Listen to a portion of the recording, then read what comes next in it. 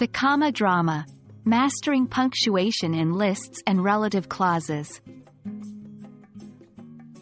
Hello there, eager learners. Today, we're going to delve into the fascinating world of punctuation, specifically commas. We're focusing on their use within relative clauses and lists. It might seem daunting, but fear not. Once you understand the rules, you'll be a master of this important punctuation mark in no time. Before we plunge into the depths of punctuation, let's make sure we're all on the same page with our terminology. Relative clauses are parts of sentences that describe a noun. They usually start with relative pronouns like who, whom, whose, which, or that. For example, in the sentence, "The woman, who is wearing a red dress, is my aunt," the part in bold is a relative clause. Moving on, let's discuss what we mean by lists in English sentences. A list is a series of items, words, or phrases, typically separated by commas. For example, I need to buy apples, oranges, and bananas from the store. Here, apples, oranges, and bananas is the list.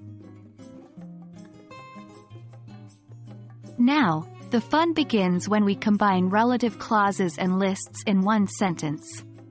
The trick here is in using commas correctly to avoid confusion. Let's look at an example.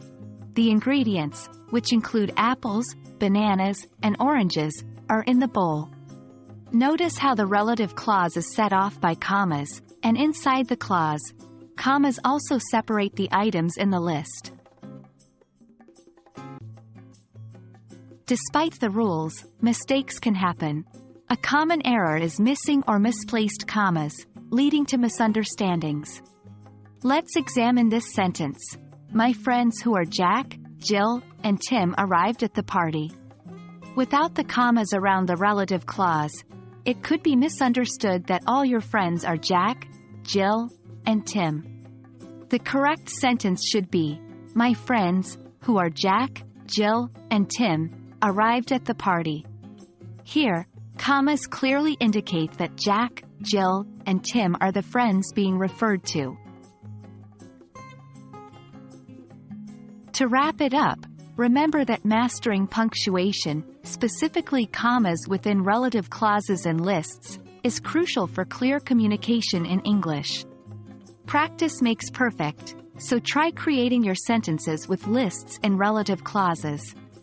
I hope this lesson has shed light on the proper use of commas in such contexts. Keep learning and stay tuned for more exciting topics.